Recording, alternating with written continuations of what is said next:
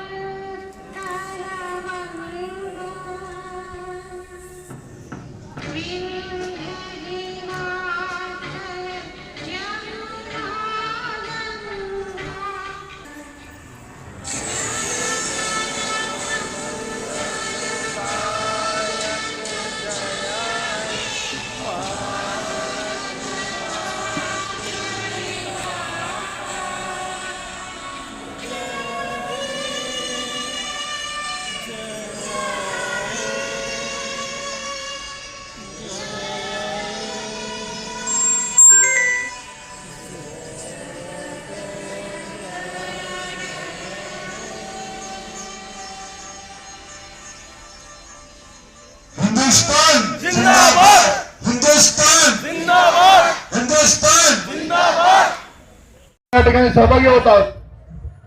थोड्याच वेळात inter police साहेब तिरंगा रॅलीचं उद्घाटन करतील. तत्पूर्वी मी सांगू इच्छितो की काल सुद्धा एक तिरंगा रॅली झाली, पण ती तिरंगा रॅली अशी होती ती बळजबरीची होती. लोक वेगवेगळ्या मार्गांच्या ठिकाणी आणले होते, बळजबरी आणले होते. काही लोकांना सांगितलं होतं की तुम्ही आले नाही तर आम्ही तुम्हाला हे करू. अरे देश स्वतंत्र झालेला आहे तरी तुम्ही लोकांना आज बळजबरी करत आहात ही शोभा. म्हणून या ठिकाणी सर्व जाती धर्म एकत्र होऊन एक लढा आपला कसा असायला पाहिजे हे इंटेगरी साहेबांच्या माध्यमातून आपली ही तिरंगा रॅली या ठिकाणी औरंगाबाद शहराच्या तिरंगा रॅली आहे. आपण 15 साल से आजाद हो गया, यही बोल के हम हमारा यांना एवढा द्वेष भारतात झेंडाचा होता, तो द्वेष त्यांनी भावाचं वर्ष दाखवलेला आहे. आणि या ठिकाणी आलेली इतिहास मुस्लिम जमात पक्षाला सहकार्य करून तुम्हाला येणाऱ्या काळामध्ये आपल्याला शास्त्रीय उतरणं लागेल आणि पुन्हा आपल्याला आपली एक इतिहास इंटेगरी साहेबांनी घडवलेला आहे. तो मुंबईचा इतिहास असा असतो का तो कधी मिटला जात नसतो. 15 में जो काले अंग्रेज की सत्ता आई थी, उसके बाद में अपनी आजादी, बेरोजगारी, एजुकेशन, हर एक चीज के ऊपर उन्होंने सभी को 15 अगस्त इंडिपेंडेंस डे को बहुत बहुत मुबारक. डॉक्टर बाबा साहेब अम्बेडकर इनको वंदन करते हुए और माननीय से जिनका नाम सुनते ही लाखों. म्हणून या ठिकाणी सर्व जाती धर्म एकत्र होऊन एक लढा आपला कसा असायला पाहिजे हे इंटेगरी साहेबांच्या माध्यमातून आपली ही तिरंगा रॅली या ठिकाणी औरंगाबाद शहराच्या पुन्हा गुलामगिरीच्या हातात चाललेला आहे. बीजेपी पुन्हा आपल्या हुकुमशाही आणण्याचं काम करत आहे. जर खरं आपल्याला स्वातंत्र्य मिळवायचं असेल तर तुम्हाला साहित्य वासुदेव साहेब आणि इंटेगरी साहेब सलीम साहेब साहेब यांच्या पाठीशी उभा राहावं लागेल. एक तुम्ही येणाऱ्या काळामध्ये आपल्याला खरं हात तुम्हाला कळत असेल तर आपल्याला या ठिकाणी सहभागी होतात. थोड्याच वेळात इंटर पोलीस साहेब तिरंगा रॅलीचं उद्घाटन करतील. तत्पूर्वी मी सांगू इच्छितो की काल सुद्धा एक तिरंगा रॅली झाली, पण ती तिरंगा रॅली अशी होती ती बळजबरीची होती. लोक वेगवेगळ्या मार्गांच्या ठिकाणी आणले होते, बळजबरी आणले होते. काही लोकांना सांगितलं होतं की तुम्ही आले नाही तर आम्ही तुम्हाला हे करू. अरे देश स्वतंत्र झालेला आहे तरी तुम्ही लोकांना आज बळजबरी करत आहात ही शोभा. अस्सलाम वालेकुम वरहमतुल्लाहि वबरकातुहू. स्टेज पर तशरीफ फरमा हम सबके नेता सैयद इम्तियाज जलील साहब, हमारे समीर साजिद बिल्डर साहब, हाजी शेर खान साहब और वैसे ही सभी नगर सेवक. मैं ज्यादा बात न करते हुए इतना मेरी एक ख्वाहिश थी कि मैं भी इस जश्न का हिस्सा बनूं और अल्लाह ताला ने मुझे आज इस जश्न में आप सभी के साथ शामिल होने का मौका दिया। इस बात की मुझे बहुत खुशी है और ऑल इंडिया मजलिस इत्तेहादुल मुस्लिमीन यूथ की तरफ से आप सभी नौजवान बुजुर्गों माओ बहनों को हैप्पी इंडिपेंडेंस डे यौम आज़ादी की बहुत बहुत मुबारकबाद। अल्लाह हाफिज। इसके बाद में मुबारकबाद देने के लिए हमारे नगर सेवक एडवोकेट कुणाल खराट को बुलाता हूँ।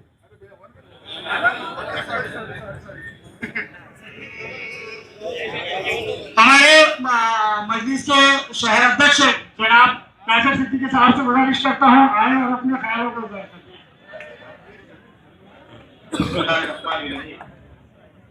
काफी वक्त हो चुका है। सबसे पहले तो तमाम लोगों को यौम आज़ादी की पुरखुलूस मुबारकबाद पेश करता हूँ। बहुत सारे लोगों ने बहुत सारी बातें जो कहनी थी कह चुकी है। मैं इम्तियाज अली साहब को भी आप तमाम लोगों को सुनना है। यकीनन देश 15 अगस्त 1947 को आज़ाद तो हुआ था, लेकिन अभी कहीं ना कहीं जो है तो असल आज़ादी जो लोगों के हुकूक की लड़ाई है वो लड़ना बाकी है और आज़ादी और बाकी है। फिरका परस्तों से उन लोगों से जो देश को खोखला करना चाहते हैं, ऐसे लोगों की ये आज़ादी हमारे को लड़नी लड़ेगी लंबी लड़ाई।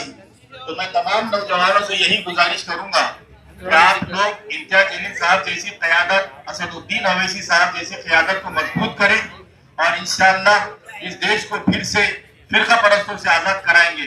फिर से एक मरतबा आप तमाम को दिल की गहराइयों से मुबारकबाद पेश करता हूँ। बहुत बहुत शुक्रिया। इसके बाद में मैं बुलाना चाहता हूँ औरंगाबाद जिले के ही नहीं बल्कि महाराष्ट्र के युवाओं के लाडले नेता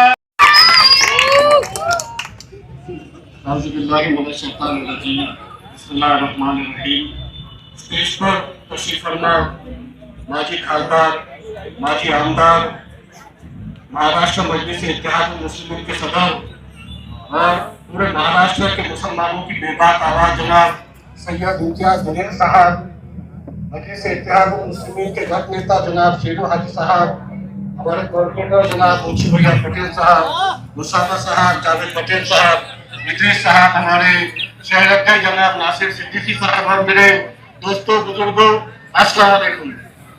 आप सभी को इंडिपेंडेंस डे की शुभकामनाएं। आप सभी को इंडिपेंडेंस डे की बहुत बहुत मुबारकबाद। मैं इम्तियाज अली साहब पिछली 10 अगस्त को हम लोगों ने कमिश्नर साहब को, एसीपी ट्रैफिक को और पीआई साहब को एक लेटर भेजा था कि आने वाली 15 अगस्त को मजलिस इत्तेहादुल मुस्लिमीन एक भव्य तिरंगा रैली इंशाअल्लाह औरंगाबाद के अंदर निकालेगी। जिस तरीके से पिछले 10 साल से हम लोग तिरंगा रैली निकालते आए हैं, इस बार भी निकालेंगे। इसकी परमिशन के लिए हम लोगों ने लेटर्स दिए थे। 10 तारीख को लेटर देने के बाद मैं आपके जरिए, हमारे मीडिया के जरिए पुलिस को ये पैगाम दे रहा हूँ कि हमने 10 तारीख को लेटर दिया था परमिशन के लिए। 15 अगस्त की रात को मुझको जो तो आपके पीआई साहब और अलग अलग पुलिस स्टेशन के पीआई की तरफ से एक नोटिस जो तो मेरे व्हाट्सएप के ऊपर आई है, जिसके अंदर उन्होंने ये परवानगी रद्द करने की बात की है। मैं तमाम पुलिस डिपार्टमेंट से इस स्टेज के जरिए कह रहा हूँ कि मुझे मेरे शहर के अंदर मेरे मुल्क का तिरंगा लेकर घूमने के लिए किसी के इजाजत की जरूरत नहीं है।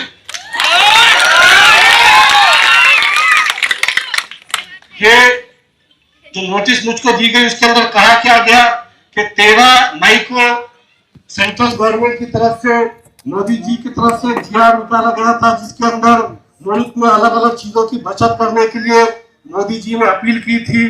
जबकि बात तो यह है कि मोदी जी ने जीआर तो 13 तारीख को निकाला और 14 तारीख को खुद निकल गया 5 देशों की यात्रा के लिए। इम्तियाज भी कैसे बताते, शेख वहां पे खड़ा था हाथ बन के और अपना शेख को ऐसा करके जा रहा था उड़ते हुए। तो ये इम्तियाज भाई की अदा है। मैं पुलिस डिपार्टमेंट को ये भी बता दूं कि 14 मई को 13 मई को जीआर आया सेंट्रल गवर्नमेंट की तरफ से और 14 मई को मेरे शहर के डिप्टी मेयर इन्होंने एक रैली निकाली। उस रैली का नाम दिया गया था धर्म संविधान रैली, धर्म स्वाभिमान रैली। ये रैली की परमिशन डिप्टी मेयर को दिए थे क्या पुलिस डिपार्टमेंट आपने? जब उसको परमिशन के लिए किसी से पूछने की जरूरत नहीं है तो अल्हम्दुलिल्लाह हमको भी परमिशन के लिए किसी से पूछने की जरूरत नहीं है। गुना दाखिल करना है तो पहले उस डिप्टी मेयर के ऊपर गुना दाखिल करो जिसने उस वक्त के अंदर में रैली निकाला था। एक कार की रैली निकाली गई थी और पूरे शहर को जाम किया गया था। उस रैली के अंदर एक भी तिरंगा नहीं था। इंशाअल्लाह मजलिस की रैली के अंदर तो इम्तियाज जलील साहब की क़यादत में निकलेगी।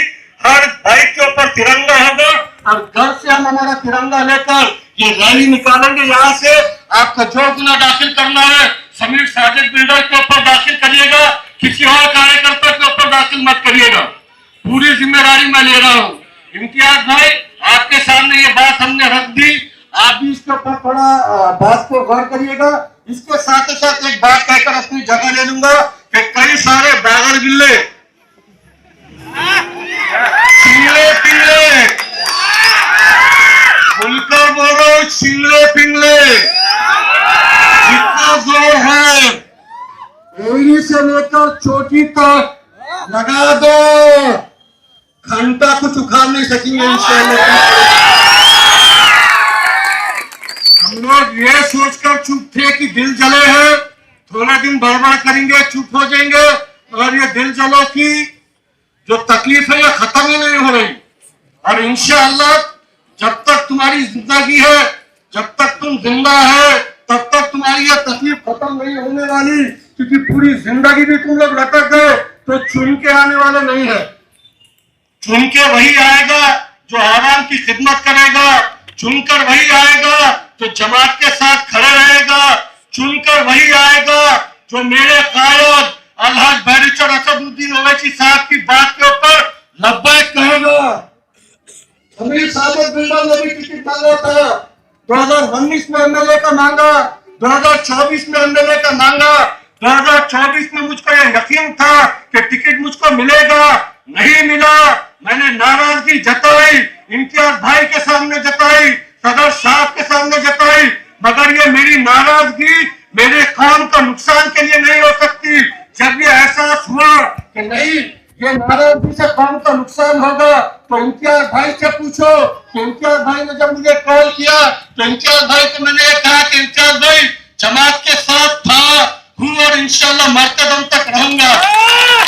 टिकट के लिए नहीं थे, कभी टिकट के लिए नहीं थे तो कौम के लिए थे तो कौम के मुस्तकबिल के लिए थे और है तो कौम के इत्तेहाद के लिए है, शहर की बका के लिए है, आपके विकार के लिए है। ये सिंगले पिंगले टिकट नहीं मिला तो इम्तियाज भाई ऐसे, टिकट नहीं मिला तो जमात ऐसी। क्यों? जब इम्तियाज भाई के साथ घूम रहे थे, जब इम्तियाज भाई की वजह से जी रहे थे तो तब तुमको एहसास नहीं हो रहा था क्या? पुलिस स्टेशन की कदम रख सीढ़ी चढ़ने वाले थे जो डरते थे, फिर कह रहा हूं पुलिस स्टेशन की सीढ़ी चढ़ने तक से जो डरते थे उनको बचाने वाले का नाम भी इम्तियाज जलील है। इन चलो इसी तरीके से जलते रहिए और हम इंशाअल्लाह जलवे बरकरार रखते रहेंगे। पिछले 15-18 दिन से मेरे वालदा हॉस्पिटल में एडमिट है, आईसीयू में थे, तो कुछ 12-15 दिन मैं भी हॉस्पिटल में लगा हुआ था, मगर अल्हम्दुलिल्लाह आप तमाम की दुआओं से मेरे वालदा आईसीयू से निकल गए, अब रूम में शिफ्ट किए हैं। दिन ब दिन तबीयत और अच्छी होती जा रही है। आप तमाम से एक बार और गुजारिश करूंगा कि मेरे वालदा को अपनी दुआओं में याद रखिएगा। उन्हीं की ये सीख है, उन्हीं की ये परवरिश है कि आज समीर साजिद बिल्डर आपके सामने खड़ा है। हर माँ हर वालिद ये दोनों भी जो है ये हमारी दौलत है, जिनके पास है उनसे गुजारिश करूंगा कि अपने वालिद की खिदमत करिएगा, उनकी दुआएं लीजिएगा। हमारे पास वालिदा है, वालिद नहीं है, जिनके पास नहीं है उनको खबर है। मैं अगर आपसे या मुझसे अगर आपको कुछ सीखना है तो बस यही सीखिएगा कि अपने वालिदैन की दुआएं लीजिएगा, उनकी दुआओं से ही यहाँ तक पहुंचे और इंशाअल्लाह आने वाले वक्त के अंदर आमदार भी बनेंगे। बनेंगे या नहीं बनेंगे? शुक्रिया। अस्सलाम वालेकुम वरहमतुल्लाहि वबरकातुहू।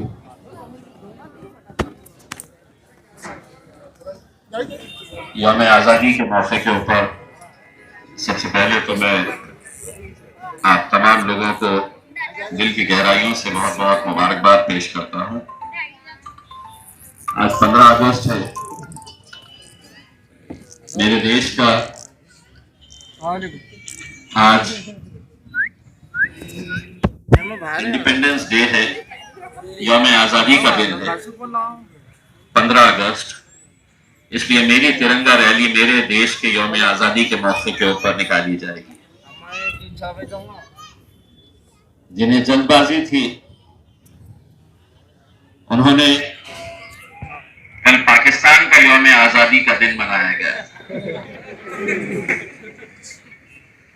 14 अगस्त को पाकिस्तान और 15 अगस्त को भारत देश की आजादी हुई थी। हम पिछले 12 सालों से ये तिरंगा रैली निकाल रहे हैं और इन 12 सालों के अंदर मुझे कभी ये याद नहीं है कि हमें लोगों के पास जाकर हाथ जोड़कर, किसी को डराकर, किसी को धमकाकर, किसी को पैसा देकर आओ तिरंगा रैली के अंदर शामिल हो, ये कहने का कभी मौका नहीं मिला। भैया इसलिए आते भैया। लेकिन हमने ये भी देखा है कि कल एक तिरंगा रैली शहर के अंदर आयोजित की गई, जिसके लिए बड़ी बड़ी गाड़ियों का इंतजाम किया गया, कुछ लोगों को पैसे दिए गए। औरंगपुरे के तमाम कोचिंग क्लासेस, स्कूल्स, कॉलेजेस के छात्रों से यह कहा गया कि आपका इंस्टीट्यूट बंद रखना है, बंद रख के आपके तमाम छात्रों को, तमाम स्टूडेंट्स को इस रैली के अंदर आपको भेजना पड़ेगा और नहीं भेजेंगे तो कार्रवाई होगी। ये बातें सिर्फ इसलिए कही गई कि महाराष्ट्र के मुख्यमंत्री साहब यहां पर आ रहे थे और यहां के नेताओं को यह दिखाना था कि हम आपके नाम के ऊपर कितनी भीड़ इकट्ठा कर सकते हैं। मैंने जैसा कहा, इन 12 सालों के अंदर ना हमने किसी के आगे हाथ जोड़े, ना किसी से इल्तिजा की, ना किसी को डराया, ना किसी को धमकाया, ना किसी को पैसा दिया। ये जितने भी लोग आते हैं ये इस मुल्क की मोहब्बत में आते हैं और तिरंगे की शान के अंदर इकट्ठा होते हैं। कल आपने देखा आमखास मैदान पे गाड़ियां, कल आपने देखा कि कर्णपुरा के मैदान के अंदर गाड़ियां भर भर के लोगों को लाया गया। उस वक्त वो जीआर कहां चला गया? वो जीआर जो मुल्क के वजीर आजम नरेंद्र मोदी की तरफ से इशू किया गया था कि दुनिया में जंग हो रही है, हमें पेट्रोल बचाना है, हमें पेट्रोल बचाने के लिए कोई रैलीज की परमिशन नहीं देनी चाहिए। कॉरपोरेशन के टीचर्स को तक सख्ती की गई थी कि आपको उस रैली के अंदर शामिल होना है। अगर पेट्रोल बचाना है तो मेरी स्कूटर में तो 5 लीटर पेट्रोल आएगा। बड़ी बड़ी गाड़ियां जो दूर दूर से लाई गई थी तो वो क्या हवा में चलती हुई आई थी? उसमें पेट्रोल डीजल नहीं लगा था। क्या कानून सारे हमारे लिए हैं? क्या सारे आपके हुक्म हमारे लिए हैं और उनके लिए कोई हुक्म नहीं? अरे तुम तो सत्ता में बैठे हुए हैं, तुम्हें अपने मालिक का सुनना है।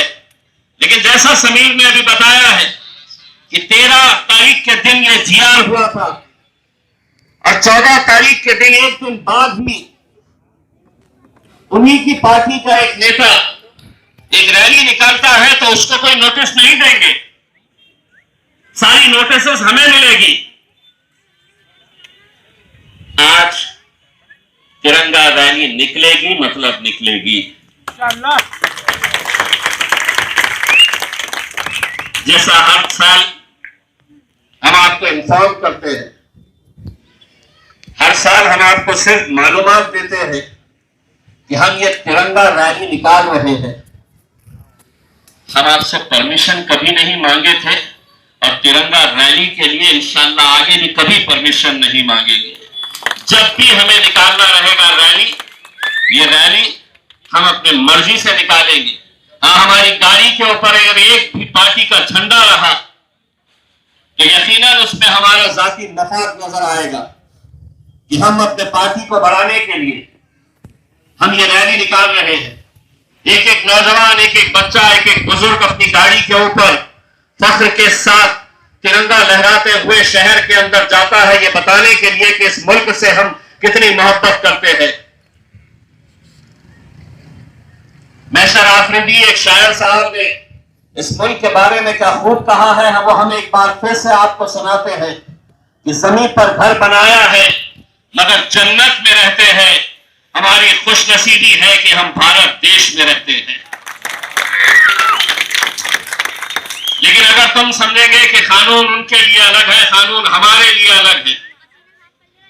कल हमने हाथ में उनके झंडा तो देखा, लेकिन गले में मफलर कमल का ही था।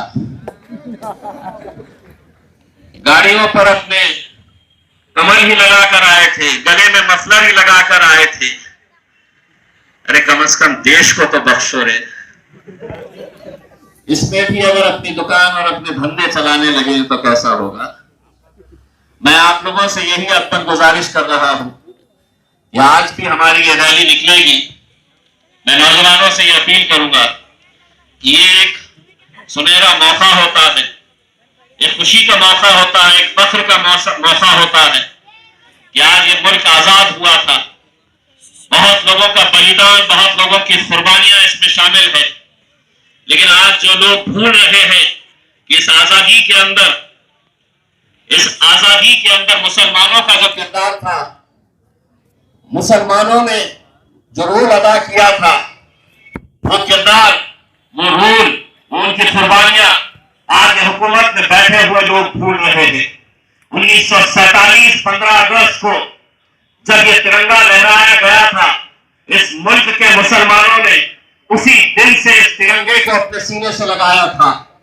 लेकिन यही वो आरएसएस है जिसने अपने हेडक्वार्टर के ऊपर 52 साल तक तिरंगा नहीं लहराया था। 52 साल तक उन्होंने तिरंगा नहीं लहराया और शायद यही वजह है कि अब भागे भागे फिर रहे हैं कि चलो औरंगपुर से क्रांति चौक जाके लहरा दे, चल जल्दी से भाग के जालना जाए, जालना में लहरा के आ जाए। 52 सालों का हिसाब तुम्हें देना है, हमसे हिसाब मत पूछिएगा। हमने इस मुल्क को हमेशा अपनाया है और हम गर्व से कहते हैं कि हम इस मुल्क के एक नागरिक हैं, एक ये मुल्क हमारा है। लेकिन इन्हें बार बार वही सुनने की आदत है, वही भाषा में वो समझते हैं। तो लो फिर राहत इंदौरी साहब का वो शेर भी सुन लो कि सभी का खून शामिल है यहाँ की मिट्टी में, ये मुल्क तुम्हारे। यही सुनने की आदत पड़ गई, तो सुन लिए, सभी का खून शामिल है इस मिट्टी के अंदर। ये मुल्क किसी एक का नहीं है, ये मुल्क किसी एक जात का नहीं है, किसी एक धर्म का नहीं है, किसी एक राजनीतिक पार्टी का नहीं है। जब तक डॉक्टर बाबा साहब अंबेडकर का संविधान इस मुल्क के अंदर रहेगा, ये मुल्क संविधान के हिसाब से चलेगा।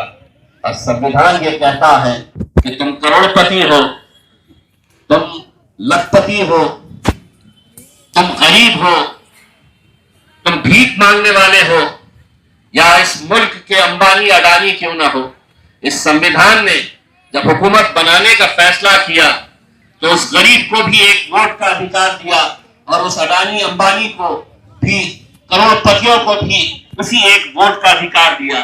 संविधान अगर चाहता तो ये कह सकता था कि करोड़पतियों के लिए, अरबपतियों के लिए हम एक वोट नहीं, वो 10 वोट डालेंगे, गरीब सिर्फ एक ही डालेगा।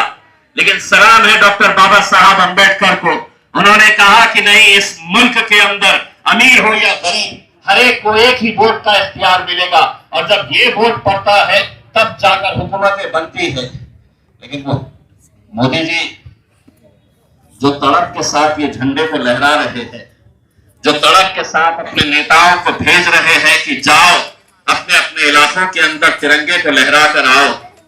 मोदी जी अगर ये मंत्रियों को अगर जंतर मंतर पे भी भेज देते थे तो शायद हमारे नौजवान लड़के और लड़कियों को लाठियां खानी नहीं पड़ती थी। लेकिन उस वक्त तुम सियासत कर रहे थे, और इस वक्त जब तुम्हें यह एहसास हो गया है कि ये नौजवान ही इस देश को आगे लेकर जाने वाला है, ये जेन जी ही है जो हमारा तख्ता पलट सकता है, तो सभी लोग आज उनके दरबार में जा रहे हैं, उनके सामने हाथ जोड़कर कह रहे हैं कि आओ हमारे साथ जुड़ जाओ। लेकिन अब बहुत देर हो चुकी है, जो करना था आपने कर लिया, अब इनके हाथ में है। इंशाअल्लाह दुआ करिए, तख्ता बहुत जल्द पलटने वाला है। बस आप लोगों से यही अपील है कि इस रैली के अंदर कोई भी हुल्लड़बाजी ना करे, वो ऐसी हरकत ना करे कि जिसकी वजह से हमें, हमारी पार्टी और हमारी कौम को अपना सर झुकाना पड़े। हर साल की तरह इस साल भी आप लोग पूरी शिस्त के साथ, पूरे डिसिप्लिन के साथ इस रैली के अंदर शामिल हो। किसी भी तरह के कोई गलत नारे इसके अंदर नहीं लगाए जाए, किसी भी तरह के कोई पार्टी से ताल्लुक कोई नारे नहीं लगाए जाए, क्योंकि यहाँ पर हम मजलिस इत्तेहाद और मुस्लिमीन के हम तमाम नुमाइंदे बनकर नहीं इकट्ठा हुए हैं। यहाँ पर जितने भी लोग इकट्ठा हुए हैं वो गर्व से, एक भारतीय होने की हैसियत से, इस मुल्क के नागरिक होने की हैसियत से हम यहाँ पर इकट्ठा हुए हैं। इसलिए आप लोगों से यह अपील करूंगा कि सारी जिम्मेदारियों के साथ आप लोग इस रैली के अंदर शामिल हो।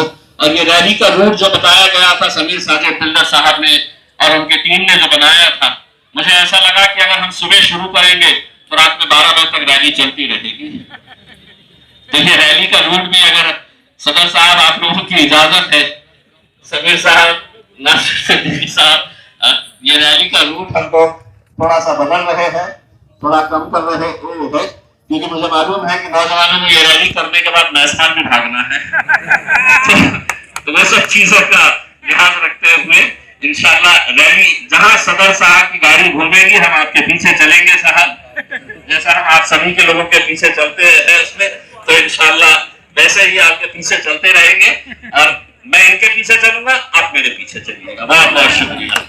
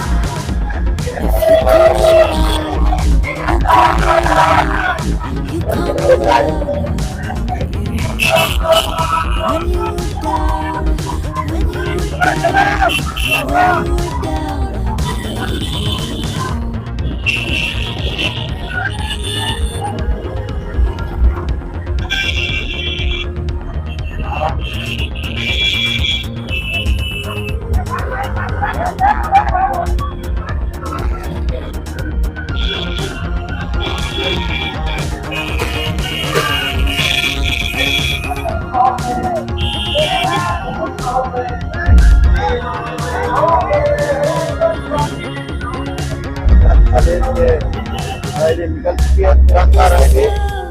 ए भैया आगे लेना, तिरंगा रहेंगे। Just a bad memory.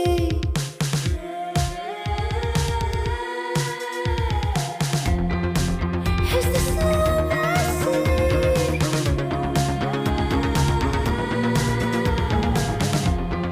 Just a bad memory.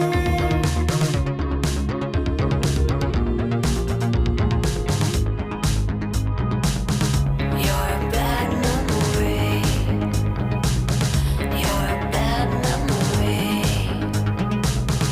You're a bad memory. You're a bad memory. You're a bad memory. You're a bad memory. You're a bad memory. You're just a bad memory.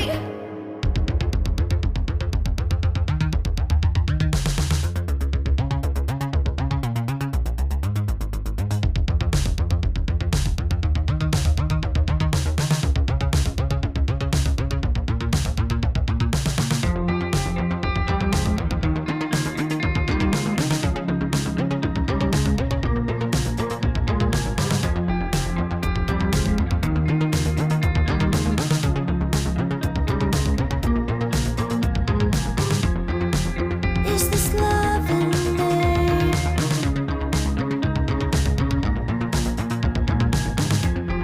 Just a bad memory.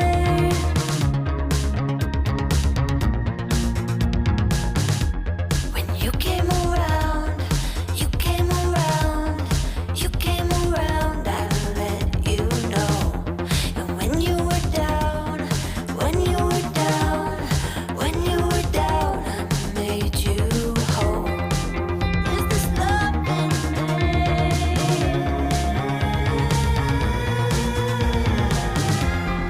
Just a bad memory.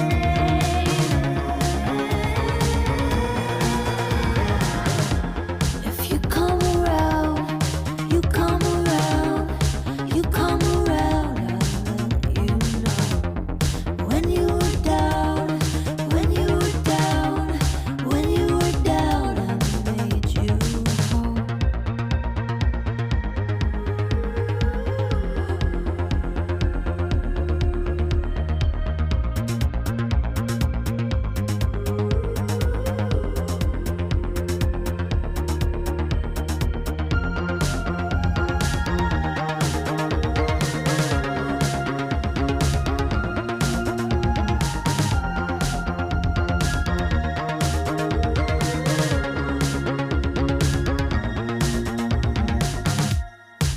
Is this love I see?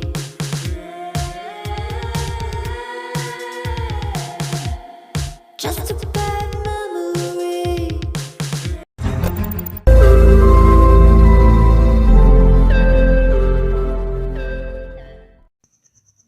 रोज नई खबरों को देखने के लिए हमारे औरंगाबाद समाचार channel को subscribe कीजिए और नोटिफिकेशन पाने के लिए हमारे बेल आइकन को दबाइए ताकि हर खबर की नोटिफिकेशन आपको मिलती रहे।